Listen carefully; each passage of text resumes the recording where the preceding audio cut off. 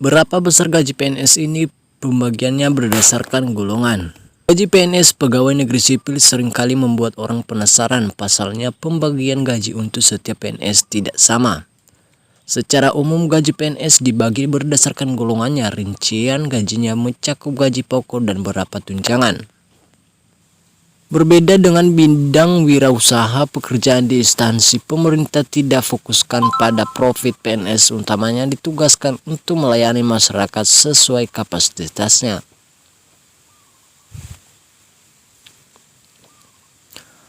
Lalu adakah tambahan gaji yang diberikan oleh pemerintah kepada PNS? Mari simak pembahasannya di bawah ini. Besaran gaji PNS adakan perubahan. Di tahun 2025, gaji PNS sama seperti pada tahun 2024. Ketentuan gaji ini masih mengacu pada PP nomor 5 tahun 2024 tentang perubahan. Ke-19 atas Peraturan Pemerintah nomor 7 tahun 1977 tentang Peraturan Gaji Pegawai Negeri Sipil. Selain gaji pokok, PNS mendapatkan tunjangan fasilitas cuti, jaminan pensiun, jaminan hari tua, dan perlindungan pengembangan kompetensi. Gaji PNS Indonesia berdasarkan golongannya. Berdasarkan PP nomor 5 tahun 2024, gaji PNS dibedakan menjadi 4 golongan berikut pembagiannya. Golongan 1. Golongan 1A Rp1.685.700 hingga Rp2.522.600. Golongan 1B Rp1.840.800 hingga Rp2.670.700. Golongan 1C Rp1.918.700 hingga Rp2.783.700. Golongan 1D Rp1.999.900 hingga Rp2.900.400. Golongan kedua A Rp2.184.000 hingga Rp3.643.400. Golongan 2B Rp2.385.000 hingga Rp3.797.500. Golongan 2C Rp2.485.900 hingga Rp3.958.200. Golongan 2D Rp2.591.100 hingga Rp4.125.600. Golongan ketiga A Rp2.785.700 hingga Rp4.575.200. Golongan 3B Rp2.903.600 hingga Rp4.768.800.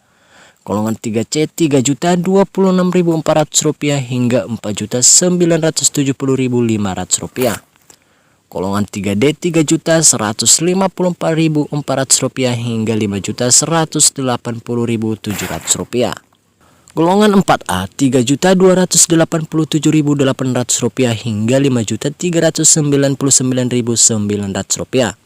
Golongan 4B Rp3.426.900 hingga Rp5.628.300. Golongan 4C Rp3.571.900 hingga Rp5.866.400. Golongan 4D Rp3.723.000 hingga Rp6.114.500. Golongan 4E Rp3.880.400 hingga Rp6.373.200. Rincian gaji PNS Indonesia seperti yang disebutkan sebelumnya. Gaji PNS terdiri dari gaji pokok dan beberapa tunjangan. Berikut adalah tunjangan yang termasuk dalam gaji PNS.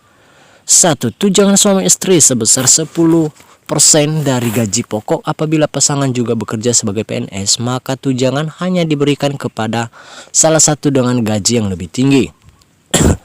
Kedua, tunjangan anak sebesar 2% dari gaji pokok untuk setiap anak. Ketentuan ini berlaku untuk maksimal 3 anak yang belum menikah, belum memiliki penghasilan sendiri, dan berusia di bawah 21 tahun. Tunjangan jabatan diberikan untuk PNS dengan jabatan struktural sesuai dengan tingkat eselon berikut. Eselon A 5.500.000, eselon B 4.375.000, eselon A 3.250.000, eselon B 2.025.000, Eselon A 1.260.000, eselon B 980.000, eselon A 540.000, eselon B 490.000. Tunjangan kinerja nilainya bisa bervariasi tergantung pada kelas jabatan dan instansi. Tunjangan makan diberikan sesuai hari kerja dan nilainya dibedakan berdasarkan golongan sebagai berikut. Golongan 1 dan 2 Rp 35.000 dalam satu hari. Golongan ketiga 37.000 satu hari. Golongan keempat 41.000 satu hari. Tunjangan umum diberikan kepada PNS yang tidak mendapatkan tunjangan jabatan dengan jumlah berikut.